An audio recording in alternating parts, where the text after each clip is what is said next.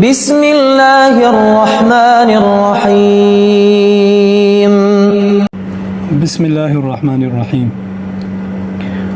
آج جو ہے تو ہم انشاءاللہ پارٹ 2 پڑھیں گے، اور کل کا جو ہم نے پڑھا تھا تھوڑا سا اس کو دہرا دیں گے۔ ماضی معروف واحد مذکر غائب، یہ کل ہم نے پڑھا تھا، اور اس میں ہم نے ضربا، قتلا، خلقا، فعلا، سمعا، نصرا یہ ہم نے پڑھا تھا۔ اور اس کا جو ہے ہم نے معنی کیا تھا، ضربا مارا اسے ایک مرد نے، قتلا قتل کیا اسے ایک مرد نے، خلقا بنایا اسے ایک مرد نے، و فعلا کیا اسے ایک مرد نے، سمعا سنا اسے ایک مرد نے، و نصرا مدد کی اسے ایک مرد نے۔ تو آج ہم اس کا دوسرا صیغہ پڑھیں گے۔ بحث ماضی معروف ہی ہے، ماضی معروف، ٹھیک ہے۔ تو یہاں پہ ہم نے پڑھا تھا واحد مذکر غائب، تو یہ ہو جائے گا تثنیہ مذکر غائب۔ یعنی عربی کی جو گرامر ہے تو اس میں خاصیت آپ کہہ لیں کہ یہ ہے کہ اور جو زبانیں ہیں تو جیسے انگلش ہے تو اس میں اگر ایک سے زائد ہوں تو اس کے لیے تھرڈ پرسن کے لیے دے یوز کرتے ہیں، یعنی ایک کے لیے تو ہی آ جائے گا، اور لڑکی کے لیے یا عورت کے لیے شی آ جائے گا، اور پھر ایک سے زیادہ ہوں تو وہ دے کا لفظ یوز ہوتا ہے۔ لیکن عربی میں جو ہے تھرڈ پرسن کے لیے جو ہے تو تثنیہ کا الگ سے صیغہ ہے، یعنی مارا اس ایک مرد نے تو ضربا، اور جب مارا ان دو مردوں نے تو اس کے لیے الگ صیغہ ہے، اور مارا ان سب مردوں نے یعنی دو سے زیادہ ہو جائیں گے تو اس کے لیے پھر الگ سے صیغہ ہو جائے گا، ٹھیک ہے جی۔ تو یہاں پہ اب تھوڑی سی چینج ہمیں کرنی پڑے گی، جو ضربا ہے اس کے آخر میں ہمیں الف لانا پڑے گا، تو یہ ضربا، ٹھیک ہے، ضربا ضربا ضربا با الف با۔ تو یہ جو ہے اس میں جیسے میں کل بتا رہا تھا آپ کو کہ ضاد را با یہ حروف اصلی ہیں، تو یہاں پہ ضاد را با حروف اصلی ہیں، اور یہ جو الف ہے یہ تثنیہ کا آیا ہے تو یہ اضافی حرف ہے۔ اور اس کا جاننا اس لیے ضروری ہے کہ جب آپ لغت میں کوئی معنی ڈھونڈیں گے تو آپ کو بالفرض یہاں پہ آگے صیغہ آئے گا ضربتم، تو آپ جب لغت نکالیں گے تو ضربتم آپ کو نہیں ملے گا، تو وہاں پہ آپ کو حروف اصلی کو پہچان کر اور اس کا معنی ضربا کا معنی ڈھونڈنا پڑے گا کہ ضربا کا معنی کیا ہے۔ یا خلقتم ہوگا تو خلقتم آپ کو لغت میں نہیں ملے گا، تو آپ کو حروف اصلی جو ہیں ان کو پہچان کر اور ان کا معنی لغت میں دیکھنا پڑے گا کہ خلقہ کے معنی کیا آتے ہیں، ٹھیک ہے۔ تو پھر اس کے مطابق آپ صیغے کے مطابق اس کا معنی نکالیں گے۔ تو یہاں پہ اب تثنیہ میں جو ہے تو الف آ گیا آخر میں، صرف یہ چینج ہوا ہے اس میں، ٹھیک ہے۔ ضربا یہ تھا ضربا ضربا، تو اس کا معنی ہو جائے گا مارا ان دو مردوں نے، ٹھیک ہے۔ اسی طرح قتلا تھا تو قتلا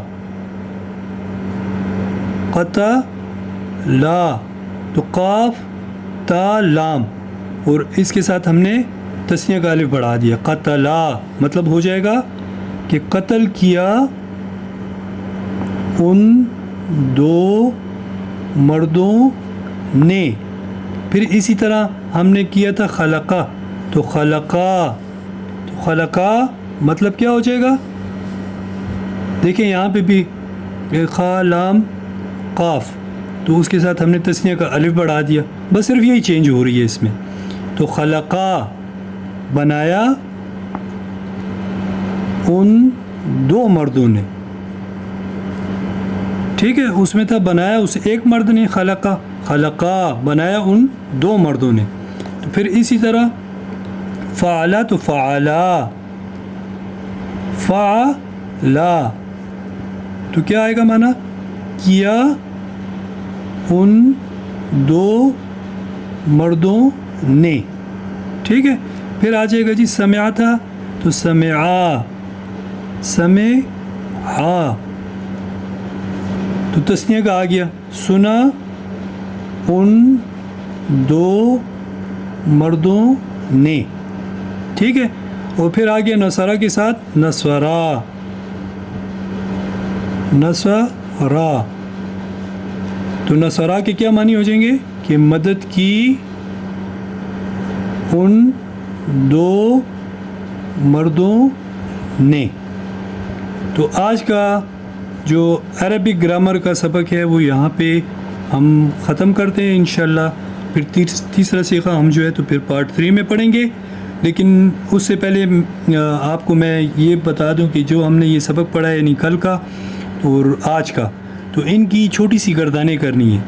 वो इस तरीके पे करनी है कि आपने यूँ कहना है ज़रबा ज़रबा, क़तला क़तला, ख़लक़ा ख़लक़ा, फ़अला फ़अला, समिआ समिआ, नसरा नसरा। तो आपने इस तरीके पे करना है, मतलब जितना ज़्यादा आप कर सकते हैं, लेकिन कम से कम एक 10 मरतबा आपने ये गर्दान करनी है। और ज़्यादा बेहतर ये है कि आप उसके माने के साथ भी गर्दान करें। जैसे ज़रबा मारा उसे एक मर्द ने, ज़रबा मारा उन दो मर्दों ने, क़तला क़त्ल किया उसे एक मर्द ने, क़तला क़त्ल किया उन दो मर्दों ने। तो इस तरीके पे यानी प्रैक्टिस मेक मैन परफेक्ट। तो जितनी ज़्यादा आप प्रैक्टिस करेंगे उतना ज़्यादा अच्छी तरीके से आपको ज़हन नशीन होगा। तो यहाँ पे इस सबक को एंड करते हैं और इंग्लिश ग्रामर का सबक पढ़ते हैं। अच्छा स्टूडेंट्स, कल हमने इंग्लिश के जो टेंस के हमने सिर्फ नाम लिखे थे। उम्मीद है आप लोगों को याद हो गए होंगे। और मैं इसमें ये भी बताता चलूँ कि इंग्लिश ग्रामर में जो है तो वो काफ़ी डिटेल है, लेकिन हम जो इसमें पढ़ेंगे आगे जाके, फिर आगे हम फिर देखेंगे आपके जो व्यूज़ आएंगे उसके मुताबिक। लेकिन मेरे जो अपने जहन में है वो यही है कि ये 12 टेंसेस हम करेंगे और इंशाल्लाह एक्टिव वाइज और एक्टिव पैसिव वाइज करेंगे और डायरेक्ट इनडायरेक्ट करेंगे। तो फिर जो है वो नाउन की ये प्रॉपर नाउन है, प्रोनाउन है, ये सारे जो है कॉमन नाउन है। और नाउन की यानी जो अक़साम होती हैं वो वगैरह वो फिर बाद में हम ऑप्शनल है वो फिर देखेंगे। लेकिन जो मेरा अपना प्रोग्राम है वो 12 टेंसेस और यानी टेंसेस जो हैं और एक्टिव पैसिव वाइज और डायरेक्ट इनडायरेक्ट। तो कल का ज़रा सा सिर्फ आपको थोड़ी सी याद दहानी के लिए कि कल हमने पास्ट के 4 पढ़े थे, past indefinite tense, past continuous tense, past perfect tense, past perfect continuous tense. तो फिर प्रेजेंट के यही आगे सारे इसी तरह के नाम है, फिर फ्यूचर के भी इसी तरह के नाम है। ठीक है, ये भी उम्मीद करता हूँ कि इंशाल्लाह आपने याद कर लिए होंगे। और अभी हम इसमें आज जो हम पढ़ेंगे वो पढ़ेंगे past indefinite tense, past indefinite tense. तो सबसे पहले तो मैं आपको ये एक रिक्वेस्ट करूँगा कि जब भी आप बैठें यानी मेरी इस वीडियोस के लिए, तो आप एक फ़्रेश कॉपी ले लें। तो उसमें ये जिस तरह से मैं आपको करवा रहा हूँ, तो एक तो जब ये काफ़ी वीडियोस हो जाएंगी तो आपके पास एक अच्छा मवाद आपके पास जमा हो जाएगा, नोट्स जमा हो जाएंगे। तो कल को आप अगर किसी को पढ़ाते हैं, अपने भाई बहन को, ठीक है, या आगे और किसी को, तो आपको बहुत ज़्यादा हेल्पफुल होगा ये। तो past perfect tense number 1, past indefinite tense, past indefinite tense. तो सबसे पहले जो है हम इसका लिखेंगे फार्मूला, ये आप जहन में रखें। हम इसका क्या लिखेंगे? फार्मूला। जब पास्ट इंडेफिनिट टेंस ये हम करेंगे तो इस फार्मूले को हम जहन में रखेंगे कि इसमें आता है सब्जेक्ट पहले। अभी इसमें मैं पूरा लिख रहा हूँ, फिर आगे जो है तो मैं फिर इसको शॉर्ट फॉर्म्स में लिखूँगा। सब्जेक्ट आएगा प्लस वर्ब आएगा प्लस ऑब्जेक्ट आखिर में आएगा। ठीक है, subject plus verb plus object. अब सब्जेक्ट क्या होता है? सब्जेक्ट कहते हैं काम करने वाले को, ठीक है, और वर्ब जो है काम को कहते हैं जो काम किया जा रहा है, और ऑब्जेक्ट कहते हैं जिस पे काम किया जा रहा है, जिस पे काम किया जा रहा है। जैसे मैं ख़त लिखता हूँ, मैं सब्जेक्ट हो गया, और लिखना जो है ये वर्ब हो गया, और ख़त जो है ये ऑब्जेक्ट हो गया। ठीक है, या मैं स्कूल जाता हूँ, ठीक है, तो मैं सब्जेक्ट और जाना जो है, जाने का अमल, वो वर्ब हो गया, और ऑब्जेक्ट जो है वो स्कूल। ठीक है, तो ये आपने जहन में रखना है ये फार्मूला कि पास्ट इंडेफिनिट टेंस का फार्मूला क्या है। तो फार्मूला इसका है subject plus verb plus object. ठीक है, اور اس میں بھی ہم 2 یا 3 مثالوں سے یہ سارا ہم اس کے 12 کے 12 ٹینس حل کریں گے، اس میں زیادہ ڈیٹیل میں ہم نہیں جائیں گے، ٹھیک ہے؟ تو سب سے پہلے آپ ذہن میں یہ رکھیں کہ یہ جو ہے یعنی اب ایک مثال پہلے لے لیتے ہیں تو آپ کو سمجھ آ جائے گی۔ تو پہلی مثال ہم لے لیں گے کہ ہی یہ سبجیکٹ ہو گیا، اور ورب کی یہاں پہ آپ تھوڑی سی ایڈیشن کر دیں کہ ورب کی سیکنڈ فارم آئے گی، ورب کی سیکنڈ فارم آئے گی۔ تو ہی تو رائٹ ہوتا ہے تو ہم لکھیں گے ہی روٹ، ہی اور روٹ، رائٹ روٹ ریٹن، تو he wrote letter, he wrote letter. تو اس کا معنی ہوگا اس نے خط لکھا۔ تو یہ آخر میں ختم کس پہ ہو رہا ہے، یہ بھی آپ اردو کی جو نشانی ہے نا کہ آپ کو پتہ چلے گا کہ یہ پاسٹ انڈیفینٹ ٹینس ہے، تو تھوڑی سی یہاں پہ ہم نشانیاں لکھیں گے۔ تو وہ یا ختم ہوگا الف پہ، خط لکھا، ٹھیک ہے؟ اسکول گیا، گئی، تو الف یا آ جائے گا، ٹھیک ہے، اس کے آخر میں۔ اور اسی طرح جو آگے بھی میں کروں گا تو آپ کو میں ساتھ ساتھ اس کی نشانیاں اردو کی بتا دوں گا۔ تو اس کا معنی کیا ہو جائے گا، اس نے خط لکھا۔ تو یہ ہو گیا پازیٹیو۔ ابھی اس کا ہم بنائیں گے نیگیٹو۔ تو اس کا جب ہم نیگیٹو بنائیں گے تو آپ یہ بات یاد رکھیں کہ نیگیٹو میں آتا ہے ناٹ، اور ناٹ جو ہے وہ بغیر ہیلپنگ ورب کے نہیں آتا، اور ہیلپنگ ورب کی میں الگ سے ایک ویڈیو آپ کو بنا کے تو میں آپ کو تھوڑا سا اس پہ بریف کروں گا۔ تو یہاں پہ اب ہم نے جب اس کو لکھنا ہے اس نے خط نہیں لکھا، تو وہ اب ہم اس کا کیسے کریں گے؟ اس میں تو ہیلپنگ ورب ہے ہی نہیں، یہ تو سبجیکٹ ہے، ورب کی سیکنڈ فارم ہے اور آبجیکٹ ہے، اس میں ہیلپنگ ورب ہے نہیں۔ تو ہیلپنگ ورب کے لیے ہم کیا کریں گے، پاسٹ میں ہیلپنگ ورب کے لیے ہم نکالیں گے ڈڈ۔